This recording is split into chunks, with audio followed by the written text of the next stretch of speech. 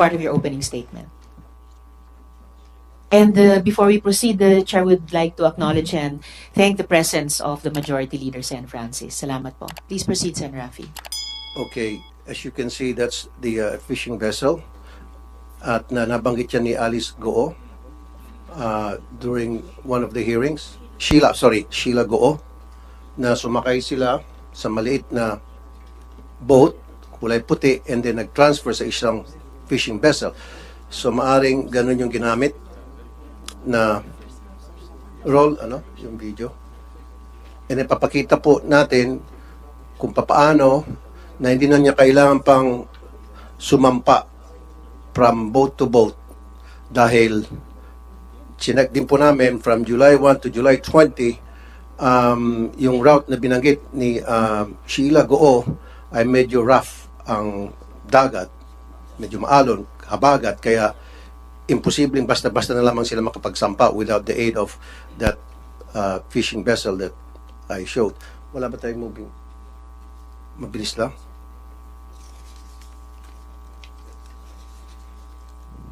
Can we proceed to show the video, please? As part of the opening statement.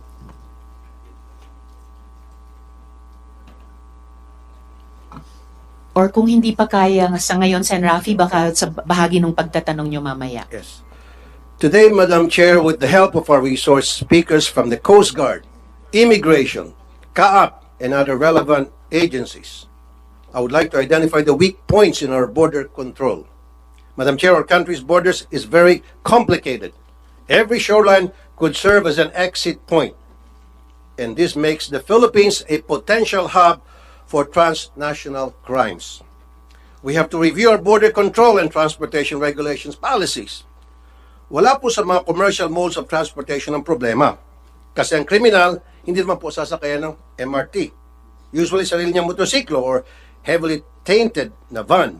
Ganon din po sa sea and air transport. Ang kriminal na may pera ay may ibang paraan ng paglalakbay. On another matter, Madam Chair, I would like also for us to look into the process and protocol in extracting fugitives in our country. This is not our first fugitive extraction. We have undergone this process before. But what was the reason why there seemed to be a different protocol with Alice Goo's extraction? Yusek Raul Vasquez said that it was just an immigration-to-immigration issue. Si Alice Goo, tulad ni Sheila Goo at Cassandra Ong, ay hinuli ng Indonesian authorities dahil sa immigration violation. Dahil dalawa ang passport at hindi proper ang entry documents. That was the process that was followed because it is fast, efficient, and least expensive dahil nga immigration to immigration lang. Exclusion removal on their side and extraction on our side. In fact, for the two ladies, Sheila Goo and Cassandra Ong, there was just 2 immigration officers and 2 NBI officers who processed their extraction, and they took a regular commercial flight. What was the thought process behind the alternate protocol in the case of Alice Goo? The Senate arrest order was issued prior to the warrant issued by the Capas Tarlac RTC. I want this to be clarified in this hearing. And finally, was the dismissal of Alice Goo from being mayor a scheme for the filing of the case in Capas Tarlac? Would it not be better if this case was filed in a court outside the jurisdiction of Tarlac, which Alice Goo treated as her playground? Of course, we assume that there is a regularity in our court processes. But maybe we should realign our policies to ensure that it cannot be manipulated. Because, let's face it, kung may natutunan tayo dito sa kwento ni Alice Goo, basta't may pera ka, walang imposible. Salamat po, Madam Chair. Salamat din po, Sen. Rafi. Kung wala na pong ibang opening statements, may I request COMSEC i-acknowledge yung ating mga resource persons at pagkatapos i-administer yung oath sa mga hindi pa nakapanumpa noon. Good morning, everyone. The committee would like to acknowledge the presence of the following resource persons.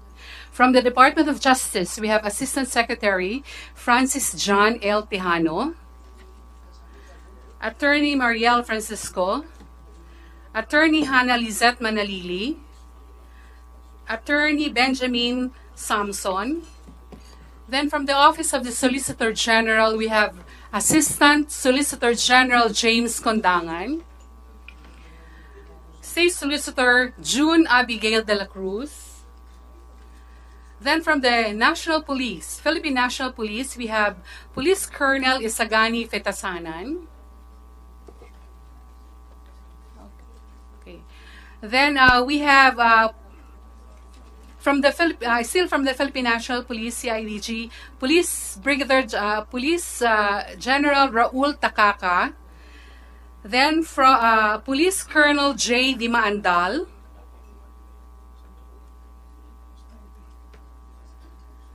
From the Department of Information and Communications Technology, we have Maricar Magpili.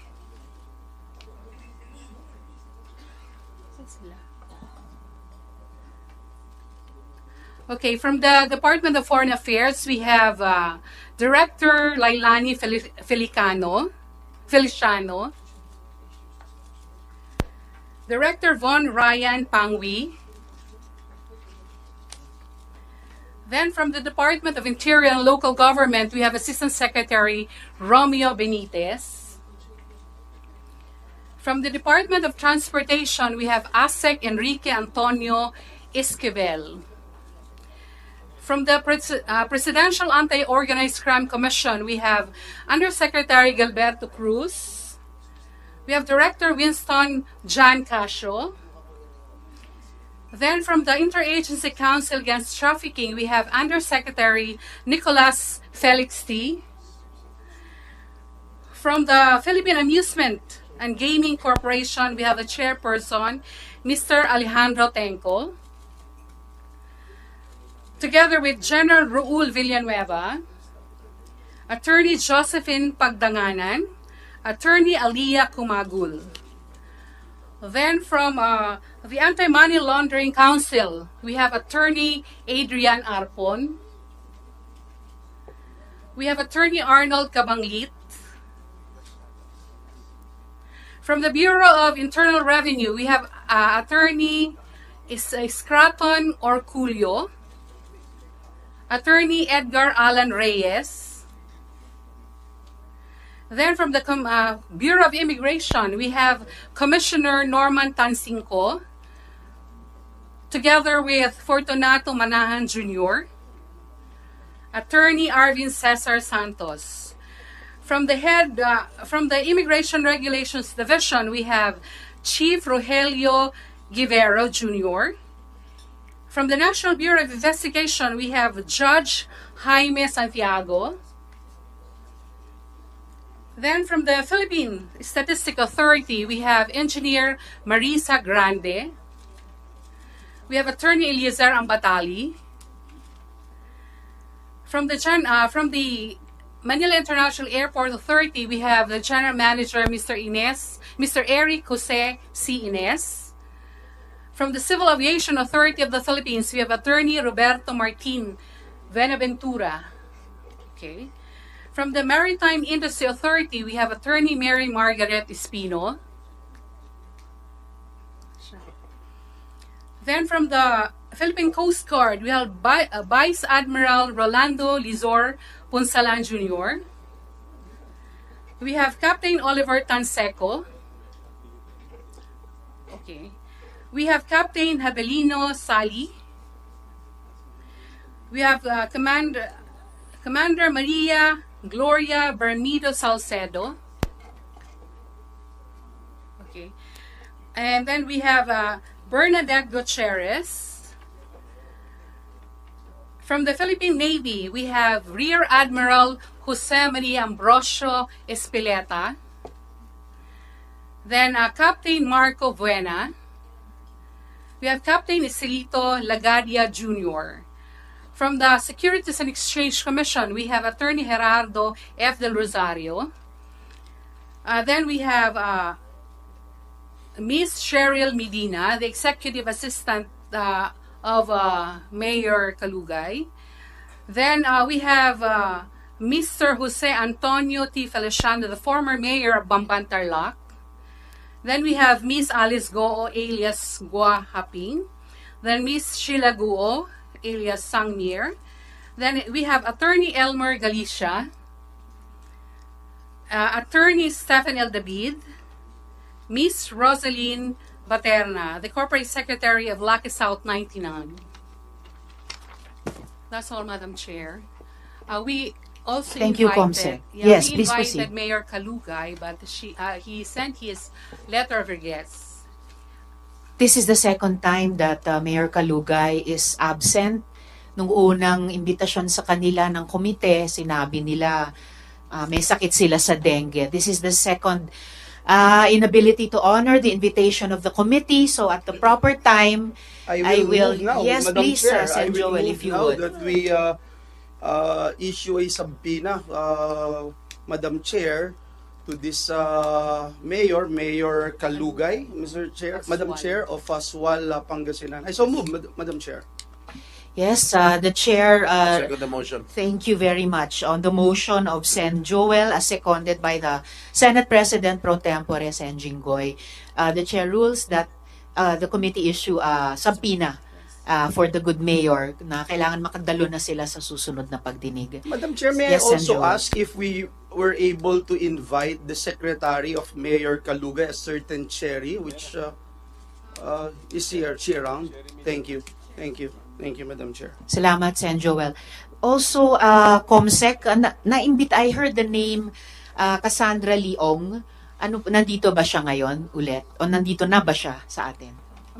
Madam Chair, she is still at the hospital, but we sent a letter to the speaker requesting the presence of Miss Cassandra Ong here. But there's no reply from the office of the speaker.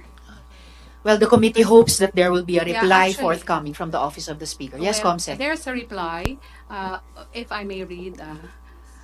This of your committee to allow Ms. Catherine Cassandra Leong to attend the public hearing on September 9, 2024 at the Senate. Please know that this request has been approved by the Joint Justice Committee. However, please be informed that Ms. Ong is still confined at the hospital in Taguig. Our latest update is that she may be discharged from confinement either tonight or Tuesday, tomorrow. That's good to know, Comsec, at salamat sa sagot ng Office of the Speaker. We have that in writing, ano po, hindi Yes, lang sa yes. cellphone. Okay po. And tamang-tama kung di-discharge na siya ngayong gabi, kasi actually, ang alam natin, last time, Webes, 2 to 3 days lamang siya pinapapahinga ng doctor ng house. So she should really be here at the next hearing. Yes, Sen. Madam Chair. Joel. Yes, Madam Chair, following the opening statements a while ago of Senator Raffy, and I think it's very important that we set the record straight when it comes to the contempt powers of the Senate, the jurisdiction in the pending court cases, and I can see two brilliant legal luminaries here on this August chamber. Madam Chair, just for the record and for the sake of clarification, is it correct that Miss Alice Go is still under contempt for her failure to attend the two hearings of this Senate committee, June 26 and July 10 hearings? Is that an affirmative, Madam Chair? That is correct, Sen. Joel. Alice Go or Guo Huaping is still subject to the citation of contempt of this committee and the Senate. So live pa rin po ito, Madam Chair. Pangalawa, yung jurisdiction, no? May we know the committee's position as to the jurisdiction and the period of imprisonment under the inherent contempt powers of the Senate, Madam Chair. Sen. Joel, those are actually among the questions that not only the chair, but I'm sure the colleagues will be raising during this hearing. And by the end of the hearing, gusto kong makapagbuo talaga ng ruling ang chair at ang komite tungkol sa importanteng usaping ito. Kasi napaka-importante po sa komite at sa buong Senado na nirerespeto ng mga resource persons ang powers at ang rulings ng Senado. In the same way, we give equal respect to the co-equal branches of Madam Chair, government. Madam Madam- Before the chair asks the COMSEC to administer the oath Madam Chair. to our resource Madam Chair. persons, I will call on the majority leader, and then we will proceed to the administering of the oath. Yes, Sen. Francis. Madam Chair, good morning. Germane to the statement given by Senator Joel Villanueva, at the proper time, mamaya po, I will file a motion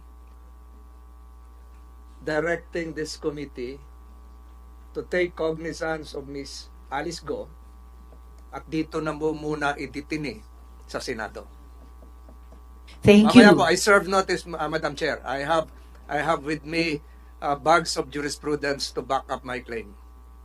Thank you very Thank much, you, Madam Chair. Majority Leader. The chair will welcome that motion at the proper time and Madam will Chair, Madam Chair, I still have rule on it accordingly. Yes, and Joel. Thank you very much, Madam Chair, and I'd like to thank our Majority Leader for raising that up, because that is precisely what we wanted to tackle, Madam Chair, because let me just put into the records of this August Chamber, the landmark case of Arnold versus Nazareno. This is a landmark case. It was stated that obedience to its process may be enforced by the Senate committee if the subject investigation before it was within the range of legitimate legislative inquiry. Accordingly, Madam Chair, as you mentioned, live yung ating contempt citation kay Alice Go. As long as there is legitimate legislative inquiry, then the inherent power of contempt by the Senate may be properly exercised.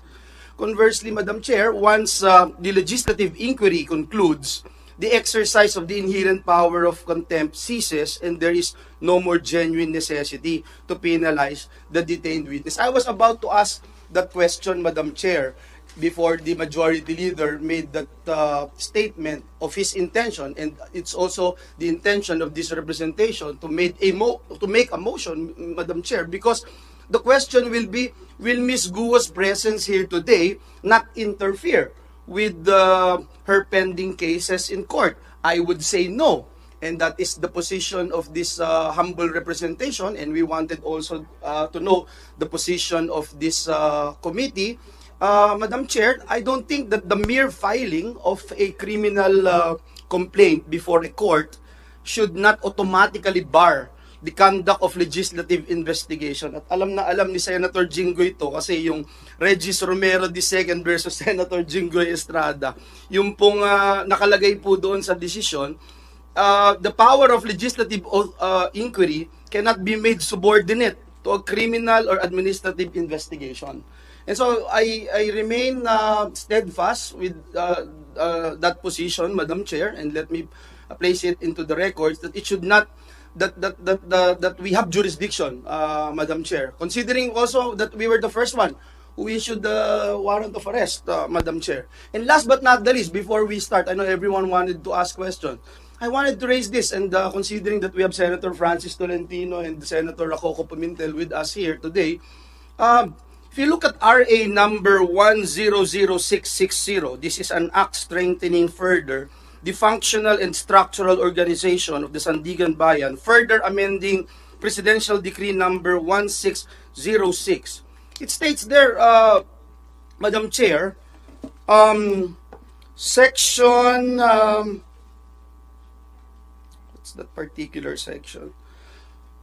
Section 5, if I'm not mistaken, Madam Chair, that the regional trial courts shall have exclusive original jurisdiction where the information does not allege any damage to the government or any bribery. Letter B, alleges damage to the government or bribery arising from the same closely related transactions or acts in amount not exceeding to 1 million pesos. So, yun po yung nangyari, no? But, Madam Chair, it should not be the Capas Regional Trial Court, but a different court should handle the case of Miss Alice. Under Republic Act number 10660, Madam Chair, it states there that cases, and we talk about it on the sidelines with our minority leader, it says there, cases falling under the jurisdiction of the Regional Trial Court under this section shall be tried in a judicial region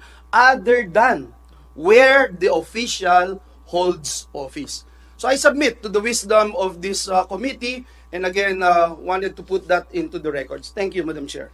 Thank you also, Sen. Joel. Of course, that is a substantive question already. So yung tanong tungkol sa criminal jurisdiction, siguradong i-discuss pa natin mamaya ng konti sa hearing na ito. Pero mayaman na yung mga predicate na inilatag para sa motion na ihahain ni Majority Leader Sen. Francis mamaya at pati ni Sen. Joel. At gaya ng sinabi ko kanina, dahil talagang ang Senado ang unang nag-issue ng warrant kaugnay ni Alice Guo at nag-trigger ng manhunt para sa kanya, the chair will welcome that motion, and ano pa man yung magiging ruling ng chair, makakapag-coordinate naman at magko-coordinate kung sakali ang komiteng ito sa korte which has jurisdiction of her detention at the moment. So maraming salamat po mga kasama para dito sa ating unang round ng exchanges. Comsec, panumpain yung mga hindi pa nakapapanumpa. May I request those who have not taken their oath during the previous hearings to please stand up, raise your right hand, and repeat after me.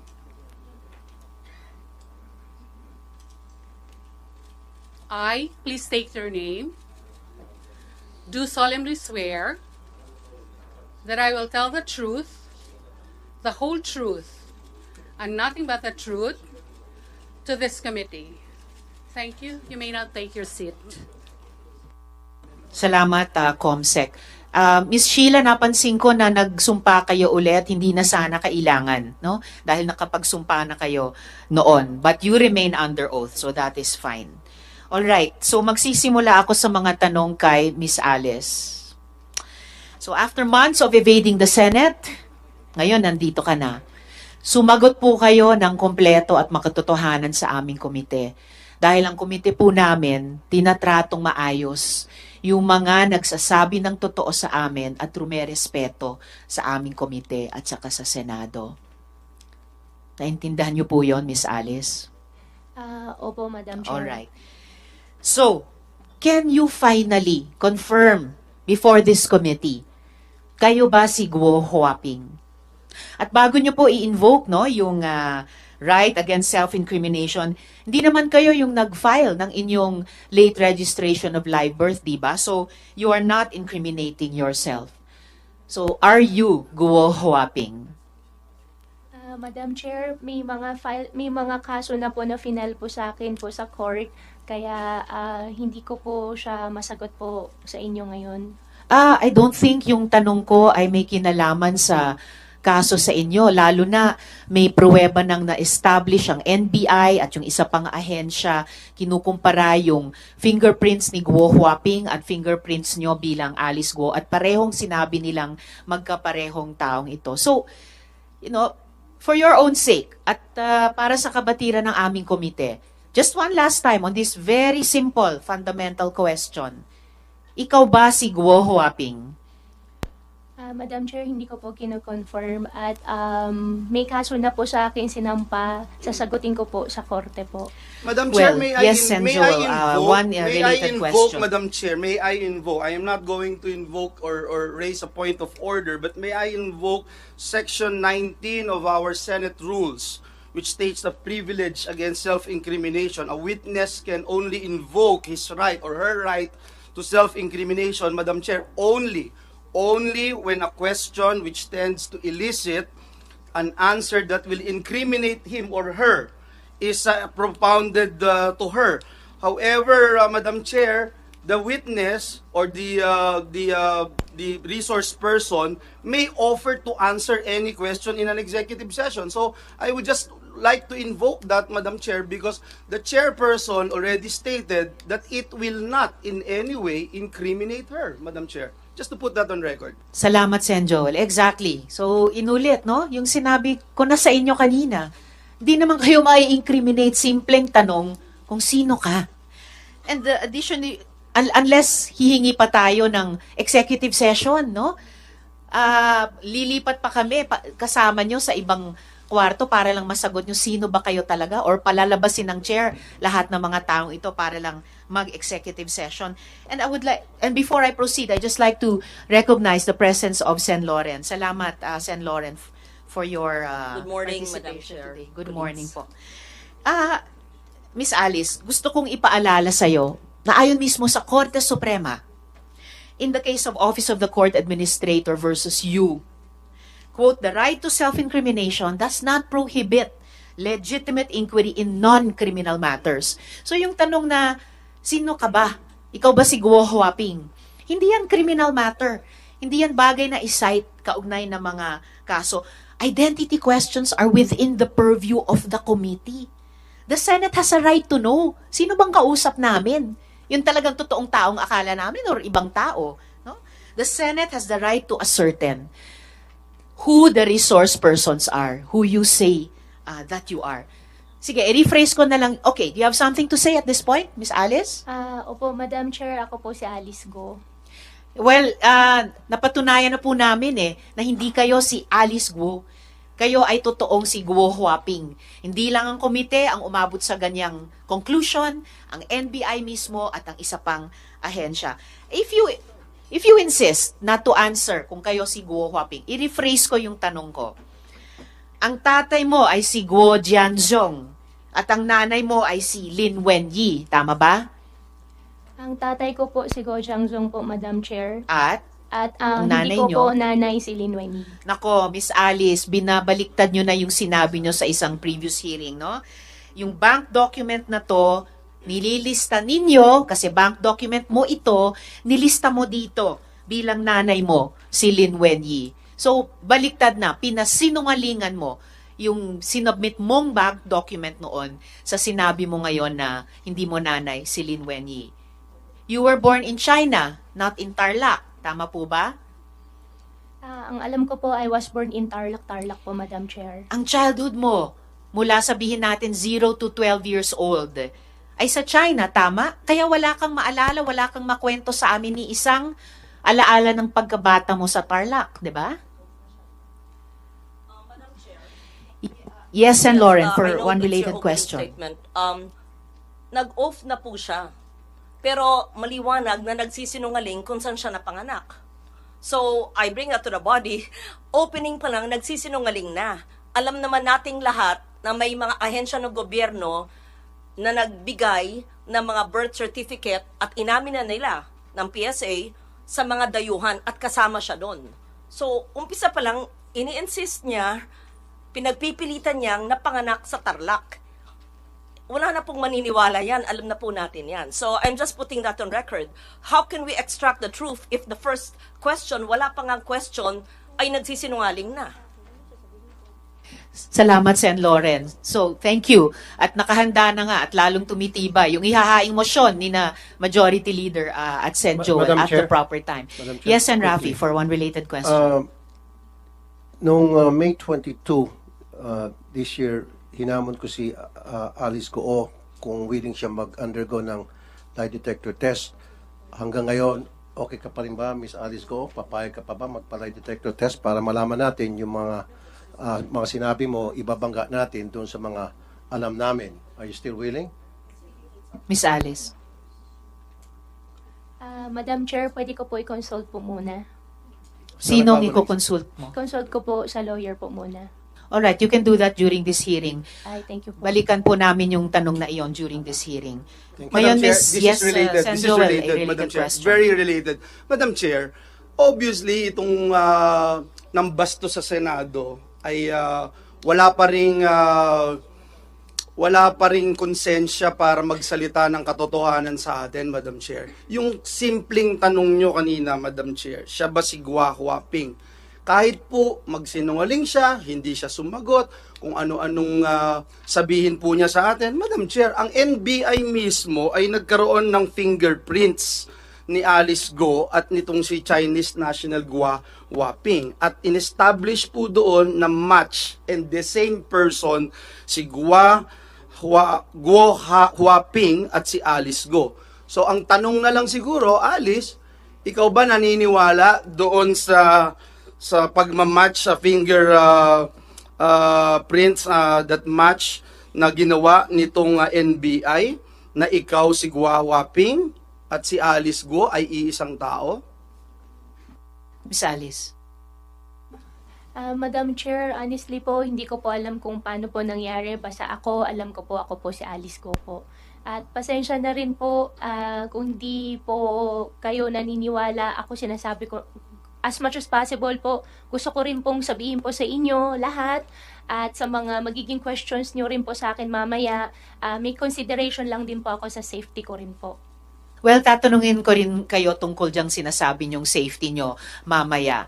Pero ibig sabihin din, bawat tanong namin ngayon, dahil paiksi na yung panahon, pasara na yung window of opportunity nyo, bawat tanong namin ay pagkakataon sa'yo magsabi na ng totoo at wag nang magsinungaling sa komiteng ito. Ngayon, Miss Madam Alice. Chair? Short interjection. Madam Yes, Chair. Senator Roy, for one related question. May I ask from the chair kung pwede natin paklaro sa kanya ano yung safety consideration na sinasabi niya? Para maklaro tayo kasi kung palagi siya mag-invoke ng safety, hindi natin alam kung anong safety sinasabi. Kung meron bang interesado sa buhay niya na isang malaking sindikato na siya ay papatahimikin o ano bang safety na sinasabi niya, Madam Chair? Miss Alice, tatanungin ko rin sana sa iyo yan mamaya ng konti. But briefly, simulan yung sagutin yung tanong ni Senator Roy. Ano ba yung sinasabi niyong safety na iyan? Tungkol po sa personal ko pong safety po. Kaya Okay. nga ano yun? Anong threat na anong safety? So anong threat nakikita mo? May, Para matulungan ka namin. Sige. may death threat po. May Sinong death threat. nag-threat? Sino? Hindi ko lang po may discuss po dito in public po. Why Kasi don't you may discuss death it in threat po. public? The people ought to know about Opo, it. may death threat po na Sino ang nagbabanta sa'yo sa buhay mo? Kung ayaw mo pang sagutin ngayon, Miss Alice, hindi kayo makakatakas sa tanong na yun. Tatanungin ko rin kayo dyan.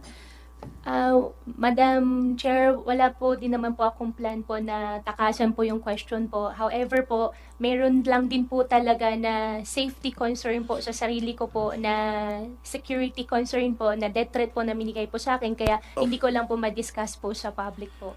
Madam You Chair, if I may. yes, Nung nagkita SP kayo Pro ni, Temp. Miss Alice, nung nakita kayo ni Secretary Abalos, ang una mong sinabi kay Secretary Abalos, tulungan mo ako, Sec, na may death threats ako. Sino ang nagbabanta sa'yo? Sagutin mo Sa na buhay ng mo. maiksi at diretso, Miss Alice. Opo, Sen, pasensya na po, hindi ko kasi masabi po in public. No, no, kasi no, nga no, po, ito- may safety problem nga po ako.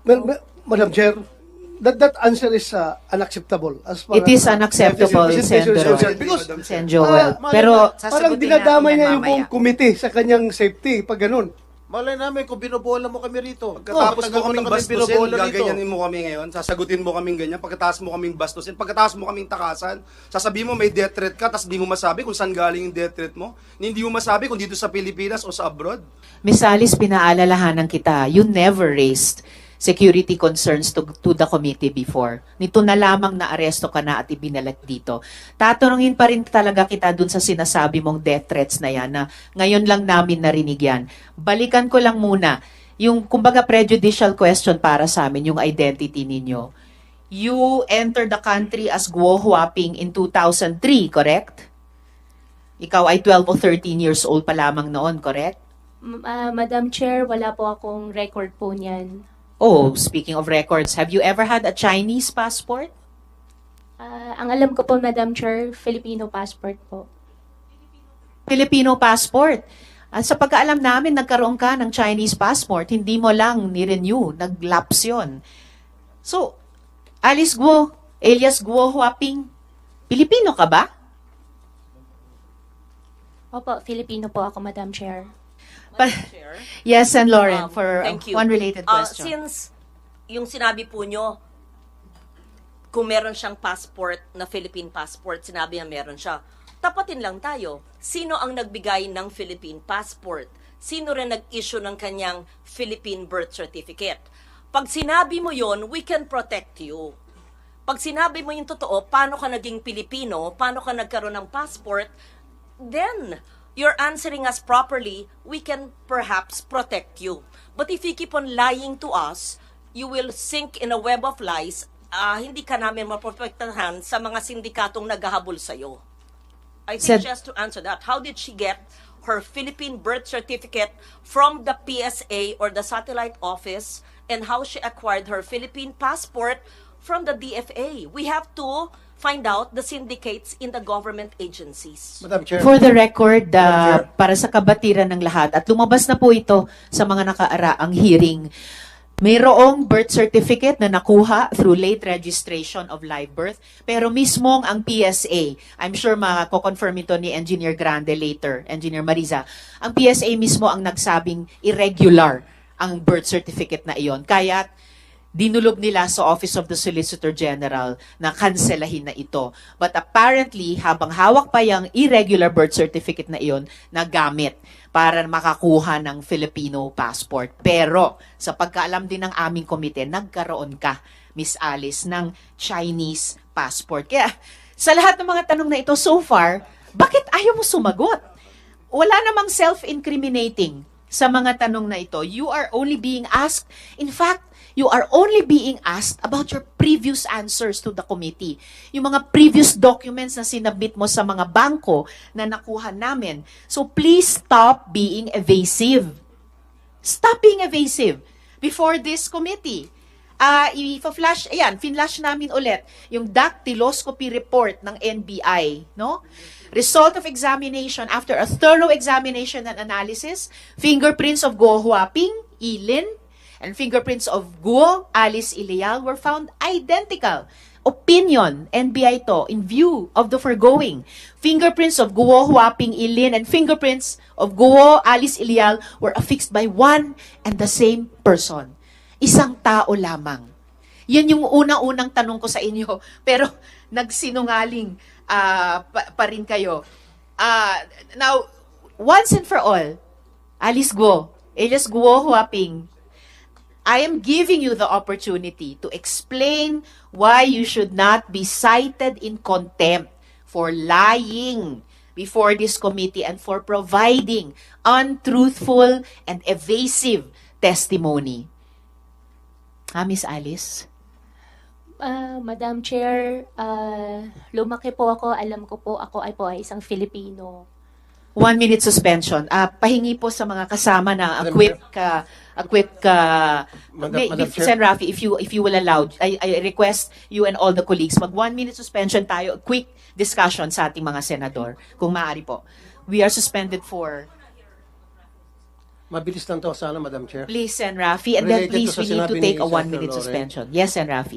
Malala ko yung sa previous hearings ng committee ninyo, nabanggit yung pangalan John Patrick Samson na supposed to be fixer na tumulong para ma-facilitate yung pagkakuha ng late registration, birth certificate hanggang passport ni Miss Alice Guo.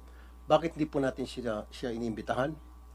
Salamat, Sen. Rafi. Actually, iimbitahin natin yung si JP Samson sa susunod na pagdinig. Bahagi po siya ng tanong ko mamaya-maya sa ibang resource person natin. So let us... Last na po. Yes, please. Last na and Last na. before we suspend Nung last for a minute. hearing, merong sinulat si Sheila Go sa papel na sabi niya, Secretary, hindi naman yun sa executive session.